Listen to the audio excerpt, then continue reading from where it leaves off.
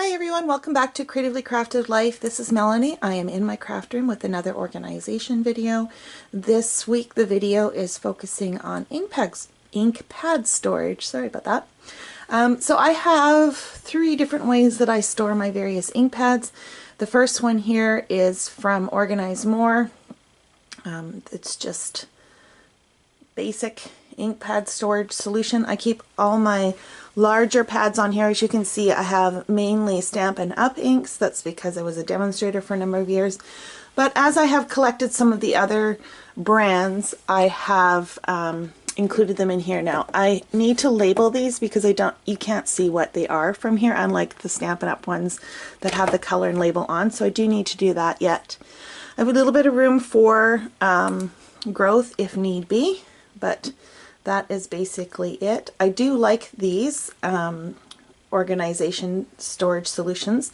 Up until probably about 3 or 4 months ago, I had these just behind my desk sitting on like a countertop, but I needed that space for something else, so I did wall mount these, and that seems to work pretty good. They are like a foam core insert.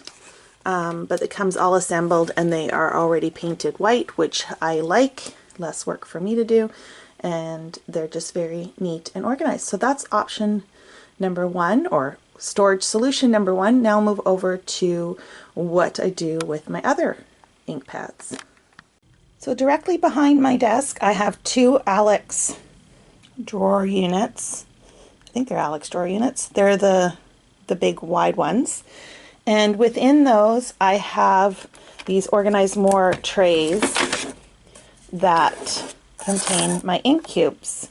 So what is really great is that two trays stack on top of each other, and they fit too wide with a little bit of wiggle room, which helps make it very easy to come in and out, which I appreciate. So that's that set. It's not quite full, but it's pretty full.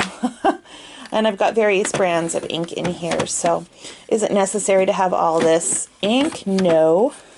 And there actually is, in fact, a lot of duplication of colors, or colors that are very close. But I needed to see for myself, and that's why I bought the cubes, especially when they went on sale. So instead of the big ink pads, so that I could have the variety. I also get a bunch of them from things like Hero Art kits and stuff like that. So that's the first drawer, and then I have a second drawer with more cubes, two sets. That one's completely empty, so room to expand. I have some of these Colorbox chalk pedal ink pads. They're really old, but they still work, so I've got those in there.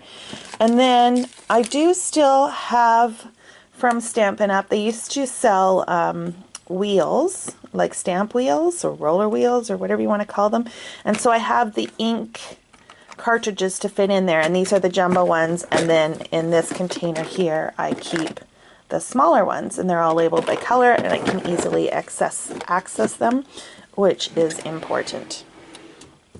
Then over here on this side I have all my distress inks.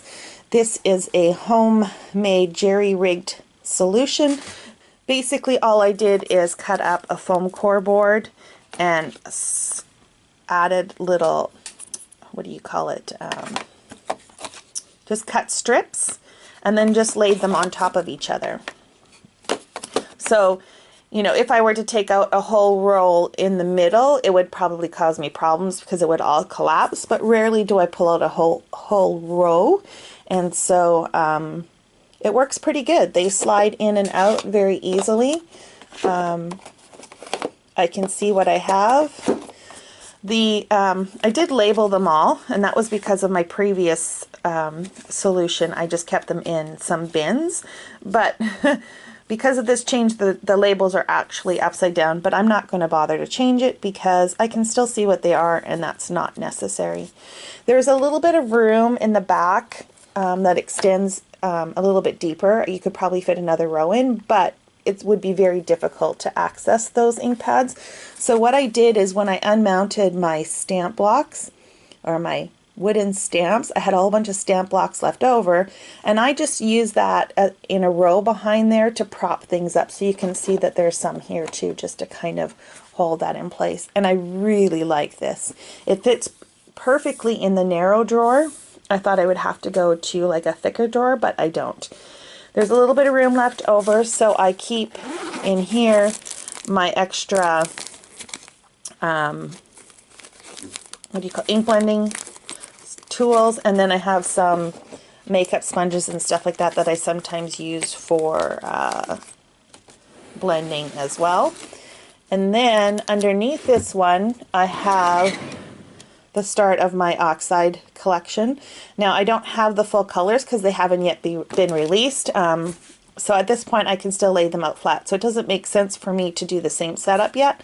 But once I do have all of the colors, which of course, you know, full set syndrome here, then I think I will do a similar solution, just cut some foam core strips and prop them up on each other. So I do have one last place where I keep ink pads, and that is this Table Tidy from Tonic. It's attached to my desk, and I just have this one medium-sized container that I store all my most used ink pads. So most of these would be my basic colors. So basic brown, basic gray, a lot of black, depending on what I'm using them for. So like I've got my Hero Hues black, I've got my VersaFine, let's see what else I got on here, my Archival in black. So I keep those here because I use them the most often, and they're right next to where I work. So that's it for my ink storage. Hope you got some ideas from there, and until next week, happy crafting.